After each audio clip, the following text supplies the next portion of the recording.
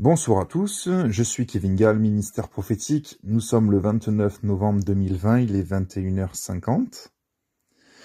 Je suis très heureux de continuer avec vous des réflexions et des méditations sur un thème que j'aborde depuis un certain nombre de vidéos qui concerne la fin des temps et la position de l'Église ou encore le comportement de l'Église et des chrétiens face à ce qui nous arrive, des vagues déferlantes et des grandes tempêtes. Mes intentions sont excellentes, elles sont dans le but de sauver la multitude, en tout cas ceux qui peuvent l'être, et par mes exhortations, je m'exhorte moi-même. Donc, à travers ce que je fais, il y a également la puissance de Dieu qui agit pour que je sois aussi dans ce bateau qui est appelé à traverser de la noirceur, des nuages très très sombres, des éclairs et beaucoup de vagues qui sont extrêmement affreuses.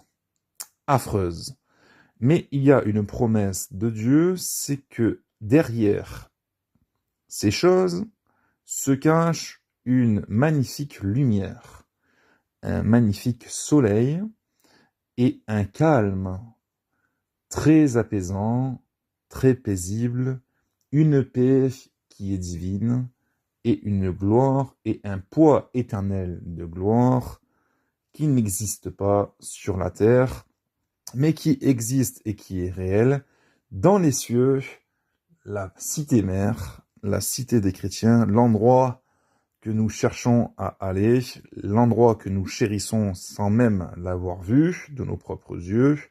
Nous sommes tous attirés vers le trône de gloire, le trône du Seigneur, et c'est pour ça que nous vivons, que nous respirons, du moins que nous cherchons à vivre en étant en communion avec Dieu et Jésus-Christ par le Saint-Esprit.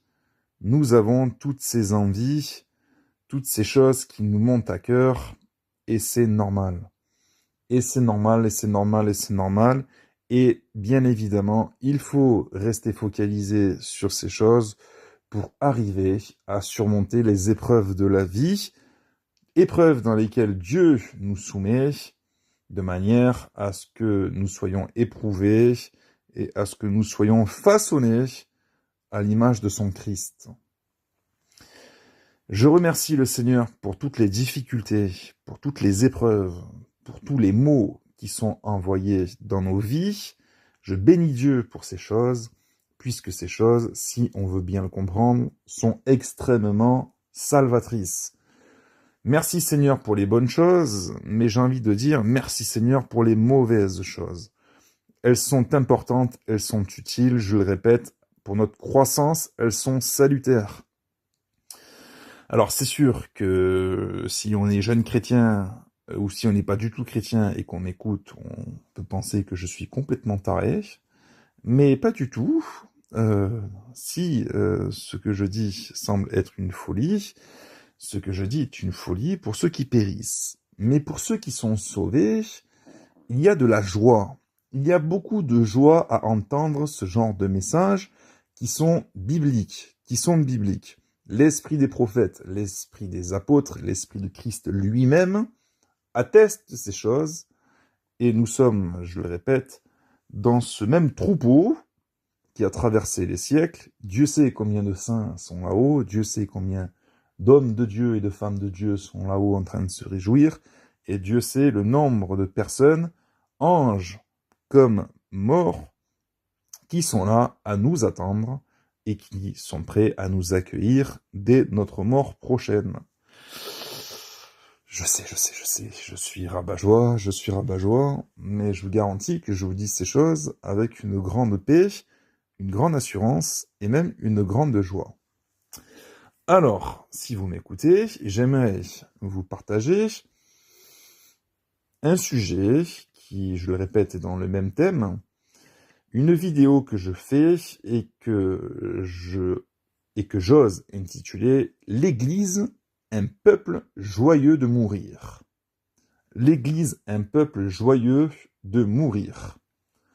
C'est le thème que nous avons depuis un certain nombre de vidéos, la préparation à traverser de grandes souffrances, la préparation à mourir en Christ, la préparation à tenir bon, à tenir ferme, à porter notre croix et à aller jusqu'à notre temps, notre lieu, notre jour de mort, avec la paix dans le cœur, avec la joie dans le cœur, puisqu'à la suite de ces choses, il y a véritablement la joie et les délices éternels.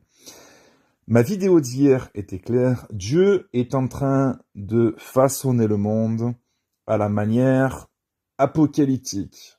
Dieu est en train de conduire les choses, de faire tout concourir pour que nous traversons les promesses et les prophéties apocalyptiques dans lesquelles également l'Église est appelée à être embarquée et à vivre, quitte à subir énormément de souffrances et énormément de pertes humaines. Il est question dans l'Apocalypse d'être immolé par le feu, il est question d'être frappé par l'épée, de mourir par l'épée, d'être décapité à cause du témoignage de Jésus, à cause du témoignage de Christ et de la parole de Dieu. Alors oui, je crois qu'il est bon et sage, pendant ces temps de confinement, pendant ces temps où le monde chancelle, de méditer et de réfléchir sur ces promesses et sur ces prophéties apocalyptiques qui sont à notre porte. Et si le monde ne serait pas en train de chanceler, peut-être que vous êtes actuellement en train de m'écouter et que vous êtes appelé à mourir prochainement parce que vous avez une maladie incurable et parce que malgré vos approches à la prière, vous restez et vous êtes toujours malade. À ce moment-là, je vous invite à ne pas paniquer, mais à rentrer dans les promesses de Dieu. Si l'esprit et le cœur est calme et tranquille, si l'esprit est calme et apaisé, alors vous allez traverser cette mort avec la paix, avec la joie du Seigneur, avec l'assurance que des anges sont déjà préparés pour accueillir votre âme et votre esprit dès la sortie de votre corps, pour le voyage céleste à la rencontre du Seigneur, non pas dans les airs, mais à la rencontre du Seigneur dans son royaume. Dans son royaume. Si ça fait des années que vous êtes chrétien, ça fait des années que vous étudiez la Bible, ça fait des années que vous allez à l'église, ça fait des années que vous vous efforcez à marcher dans les commandements de Dieu, et que vous êtes à la veille de votre mort parce que vous le savez, parce que la médecine vous a condamné, et parce que la prière ne vous guérit pas, alors acceptez ce qui doit être accepté. Peut-être que Dieu ne veut pas vous guérir tout simplement, mais peut-être que Dieu vous prépare à être rappelé auprès de lui. Je répète, il ne faut pas voir la mort comme quelque chose d'extrêmement terrible et négatif, quelle que soit la mort qui existe ou qui peut exister sur la terre. À partir du moment où vous êtes en Christ et réellement en Christ, quelle que soit la manière dont vous disparaissez, dont vous quittez la terre, il s'agit simplement du salut. L'apôtre Paul savait qu'il allait mourir. À un moment donné, il était proche de la mort. Il sentait que ça allait être sa fin. Il était préparé. Il était prêt à mourir et il savait dans son cœur qu'il allait rejoindre le Seigneur. En vérité, ça faisait longtemps que l'apôtre Paul voulait quitter la terre pour rejoindre le Seigneur. Mais le Saint-Esprit, Christ en esprit, lui disait tout simplement qu'il devait persévérer sur la terre, qu'il devait continuer de servir le Seigneur et d'accomplir fidèlement sa mission. Et l'apôtre Paul savait ce qu'il avait à faire. Il savait que ce n'était pas encore son temps, que ce n'était pas encore son heure, que les églises avaient besoin de lui, que les païens avaient besoin de lui, que Dieu allait se servir encore et encore de lui, pour sauver, pour délivrer, pour guérir. La bonne question qu'il faut se poser, c'est comment aborder cette fin des temps? Comment aborder cette grande tribulation? Comment aborder cet antéchrist que nous devons voir? Comment réagir quand il va y avoir la terre qui va chanceler? Comment réagir quand il va y avoir des tremblements de terre, des grands cataclysmes, des grands tsunamis, des guerres nucléaires, des famines, des maladies, des milliers, des millions et des milliards de morts sous nos yeux. Comment réagir face à la captivité, face à la persécution, face à la torture, face à l'emprisonnement, face à la privation? Comment réagir si Dieu permet à Satan de vous arracher votre femme, votre mari, vos enfants sous vos yeux? Comment allons-nous réagir? C'est une question qui est fondamentale et bien évidemment, il faut prêcher la parole de Dieu, bien évidemment, il faut annoncer la bonne nouvelle, mais il faut également oser entrer dans ce genre, non pas de débat, mais de prédication. De prédication. Il s'agit de prêcher la fin des temps, il s'agit de prêcher la manière dont Christ nous attend pour traverser ce genre d'épreuve. Nous allons dans 2 Corinthiens chapitre 4. Vivre par la foi. Verset 15. Car tout cela arrive à cause de vous, afin que la grâce en se multipliant fasse abonder à la gloire de Dieu les actions de grâce d'un plus grand nombre. C'est pourquoi nous ne perdons pas courage. Nous ne perdons pas courage. Nous avons souvent une mauvaise interprétation de ce qui nous arrive. On croit toujours que Dieu nous a abandonnés et on est vite découragé par les épreuves ou une seule épreuve. Mais justement, c'est toujours dans l'épreuve que, en vérité, Dieu suscite ou tire le meilleur de ce qu'il est censé tirer au niveau de la foi. C'est toujours dans les moments de détresse et de difficulté qu'on est censé crier à Dieu, se poser les bonnes questions, lever nos regards et considérer non pas le visible, non pas les problèmes, non pas les épreuves, mais considérer ce qu'il y a après, Christ et la vie éternelle. Si on a les yeux et l'esprit focalisés sur ce qu'il y a après, on arrivera à puiser la joie nécessaire pour traverser les épreuves terrestres qui sont humainement impossibles à traverser avec la joie. C'est pour ça qu'il faut être concentré, non pas sur les problèmes, mais sur Christ. Et ça, c'est important à la fin des temps. C'est pour ça que je fais des vidéos, que j'insiste là-dessus, et que personnellement, je considère que la maturité, elle commence là. Elle commence avec Job. Elle commence avec Daniel dans la fosse. Elle commence avec Paul en prison. Elle commence avec Joseph dans le puits, etc., etc. Elle commence avec Jésus flagellé sur le chemin de croix. La maturité commence là où les grandes épreuves commencent. Là où vous voyez des grandes épreuves, considérez qu'il y a ici un enseignement, qu'il y a ici le moyen d'être transformé à l'image de Dieu, à la gloire de Dieu, d'être façonné à la perfection attendue par le Seigneur. En fait, il faut se réjouir des épreuves. Il faut se réjouir des épreuves. Je ne parle pas des péchés, je dis des épreuves. Et même si vous péchez et que vous êtes sanctionné par le Seigneur, châtié par le Seigneur à cause de vos péchés, n'oubliez pas que Dieu châtie le fils ou la fille qu'il aime, exprès, de manière à ce que nous puissions participer à sa sainteté. Donc quoi qu'il arrive, il suffit d'être en Christ pour que Dieu fasse tout concourir à notre bien.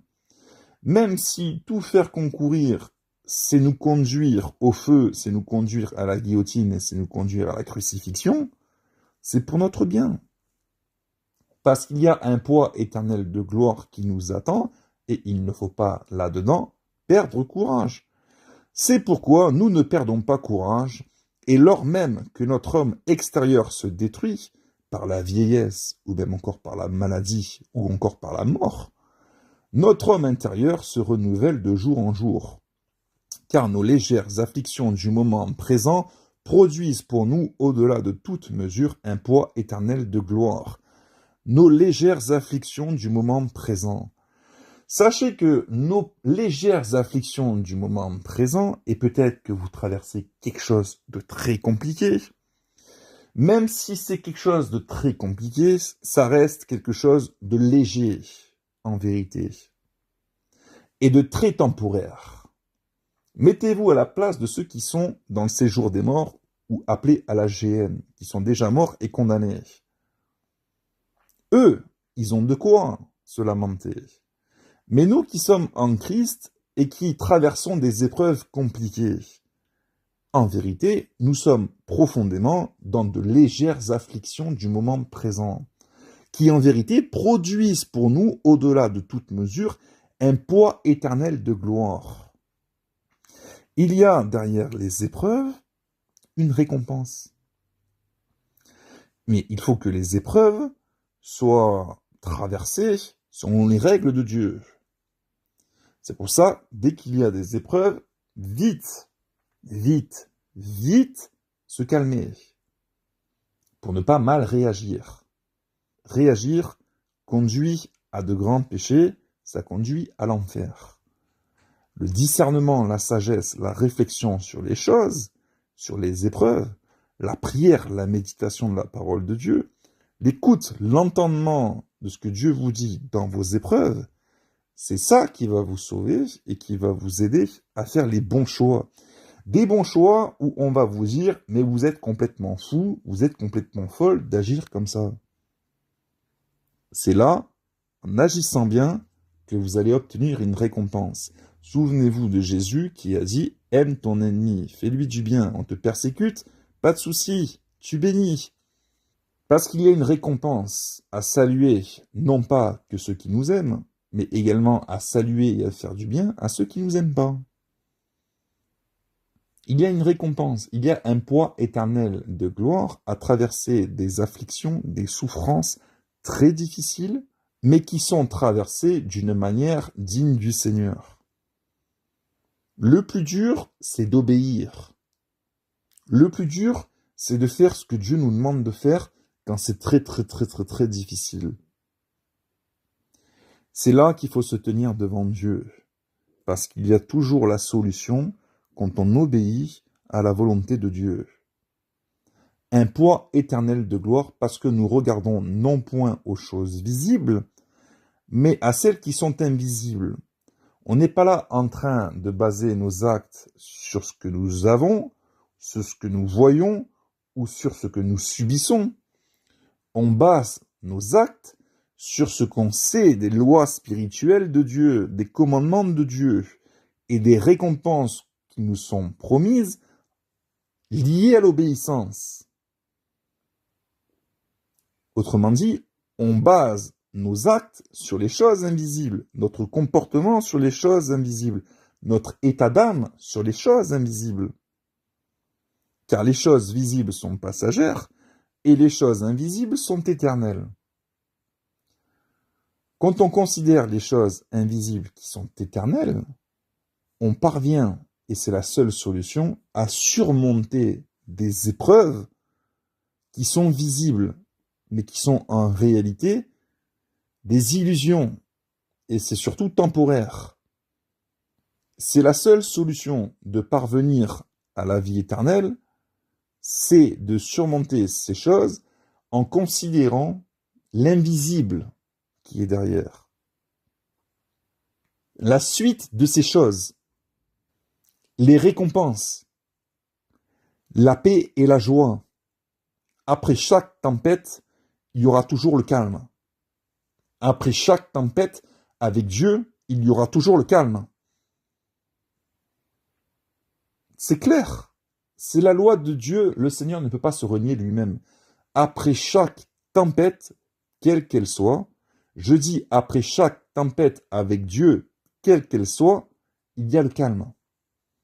Parce que avec Dieu, pourquoi?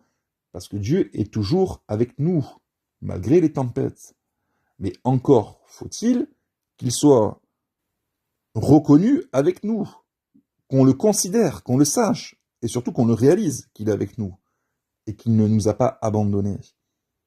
Satan fait tout pour nous faire croire que Dieu nous abandonne quand on est dans des souffrances terribles, dans des épreuves terribles. Il faut se calmer. Il faut se calmer. Ces choses sont toujours préparées d'avance, en général. D'accord? Donc, je dis que la maturité commence dans les grandes souffrances, dans les grandes épreuves. parce qu'elles sont surmontées avec ce qui est surligné en jaune. Les choses visibles sont passagères, les invisibles sont éternelles. Et surtout, nous savons que nous avons un Dieu. Quand nous savons que nous avons un Dieu qui traverse avec nous les épreuves, nous savons ipso facto, in fine, que nous sortons plus que vainqueurs. C'est pourquoi j'ai intitulé cette vidéo « L'Église, un peuple heureux, joyeux de mourir ». Puisque la mort est la liberté finale. La mort est le ruban de votre course, c'est l'arrivée. Donc on est content d'arriver avec Christ. On est content de finir la course avec Christ. Et surtout, avec Christ en premier dans le cœur. Parce qu'il y a des souffrances et des épreuves qui sont là parce que Christ n'est pas en premier dans le cœur. Peut-être qu'on va vous arracher votre femme, peut-être qu'on va vous arracher votre mari, peut-être que c'est un frère, une sœur, une mère, un père, vos enfants. Qu'est-ce qui va se passer dans le cœur? À la fin des temps, ça va être ça. Il va y avoir des séparations. Les familles seront brisées, seront séparées. Les hommes avec les hommes, les femmes avec les femmes, les enfants avec les enfants. Ça va être un petit peu comme pendant la Seconde Guerre mondiale avec les Juifs. Pour les chrétiens, ça va être la même chose. Est-ce que vous êtes préparés à revenir au temps où vous étiez célibataire et avec Dieu?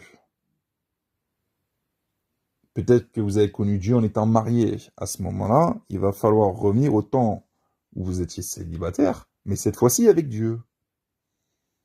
Est-ce que vous êtes déjà préparé, si vous êtes une femme, à avertir votre mari que si un jour vous êtes séparés, il faut que l'un et l'autre ne pleurent pas, mais qu'il avance avec Dieu? Est-ce que vous vous êtes déjà promis que si un jour la vie ferait que vous soyez séparés, que l'un et l'autre, vous allez surmonter ces choses sans pleurer, sans vous effondrer, mais l'un et l'autre devra prier? Est-ce que vous êtes déjà préparé à ce genre de choses, ce genre de tribulation? Si un jour vous devez être amené à être séparés, on entre dans le nouvel ordre mondial, on entre dans les grands temps de tribulation, de persécution, de séparation, de mise à l'épreuve.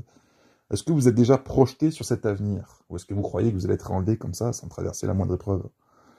Bon, si vous avez considéré les souffrances, les tribulations, les promesses de Dieu, les prophéties bibliques concernant la fin des temps, est-ce que vous vous êtes déjà promis de surmonter ces épreuves avec la joie, même si vous ne vous voyez plus, même si vous ne voyez plus vos enfants, parce qu'on vous les aura pris? Est-ce que vous avez préparé vos enfants, s'ils sont quand même en âge de comprendre, et s'ils sont en Christ, est-ce que vous avez préparé vos enfants à une certaine séparation, au cas où ça devrait arriver? Est-ce que vous les avez préparés à surmonter ces choses, en restant attachés à Dieu? On est dans le concret là, on parle de choses sérieuses concernant la fin des temps. C'est bien de prier, c'est bien de chanter à l'église. Moi, je pose la question, est-ce que l'église est prête? Je ne sais pas. Je ne crois pas, personnellement, puisque la majorité des pasteurs prêchent qu'on est enlevé avant tout ça. Donc, il faut se poser les bonnes questions et se préparer à l'avance. Si vous avez des enfants, préparez-vous à ce qu'on vous les enlève. Si vous avez une femme, préparez-vous à ce qu'on vous l'enlève. Et surtout, préparez-vous à rester dans la joie, malgré toutes ces choses. Mais là, on n'est pas en train d'inventer n'importe quoi. On est en train de rentrer dans la parole de Christ, que si on ne renonce pas au père, à la mère, aux frères, aux enfants, à la sœur, on est en train de réaliser la parole de Dieu, la parole de Christ, lorsqu'il a dit qu'on ne peut pas entrer au ciel, on ne peut pas être son disciple, si on ne renonce pas au père, à la mère, aux frères, à la sœur, aux enfants et même à notre propre vie, si on ne se charge pas de notre croix, on ne peut pas être son disciple. Donc automatiquement, on ne peut pas entrer au ciel. Puisque ceux qui entrent au ciel, ce sont ses disciples. Est-ce qu'on est prêt à ça? Je crois que nous sommes surtout en train de broncher pour pas grand-chose encore. Et je crois que les petites épreuves de Dieu, ces légères afflictions, pour beaucoup d'entre nous, nous sommes beaucoup en train de broncher. Et nous ne sommes pas prêts à traverser ce qui est insupportable, humainement insupportable.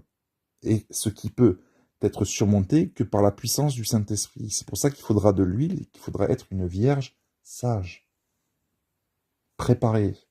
Bien sûr, préparée à la rencontre du Seigneur, mais à quel moment? Au milieu de la nuit, dans la tempête, dans l'épreuve, dans la grande épreuve,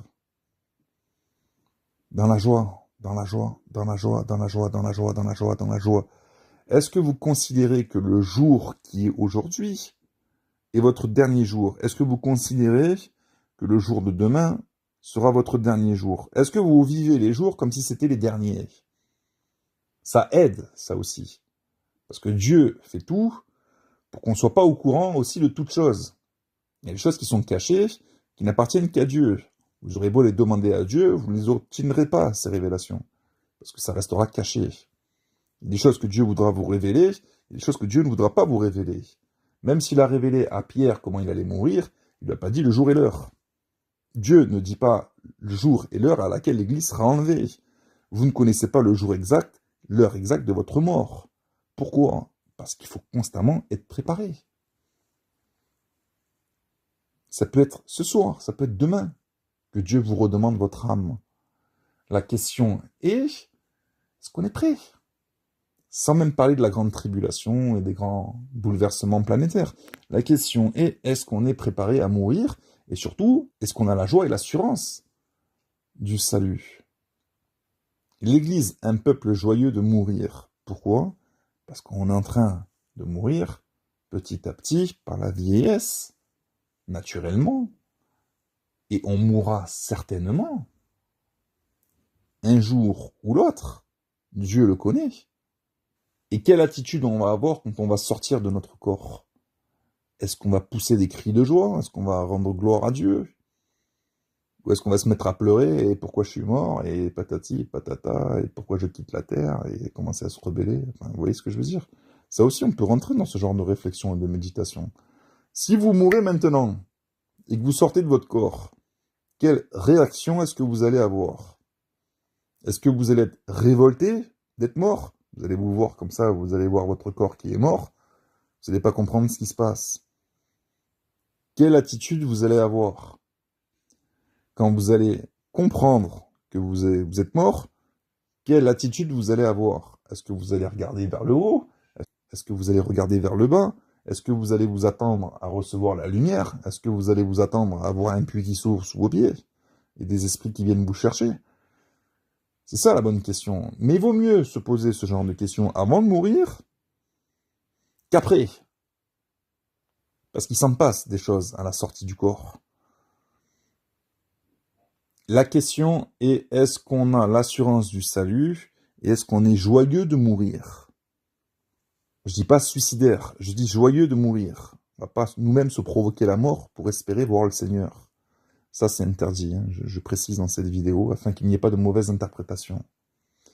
Voilà, je vous laisse avec ces petites réflexions qui nous aident, qui nous aident à nous poser les bonnes questions et à voir si vraiment nous sommes dans la vérité, dans la foi, à s'éprouver de nous-mêmes et puis finalement à changer aussi dans le comportement, dans les pensées, dans les émotions, dans toutes ces choses qui sont nécessaires pour le salut. Voilà, soyez bénis, au revoir.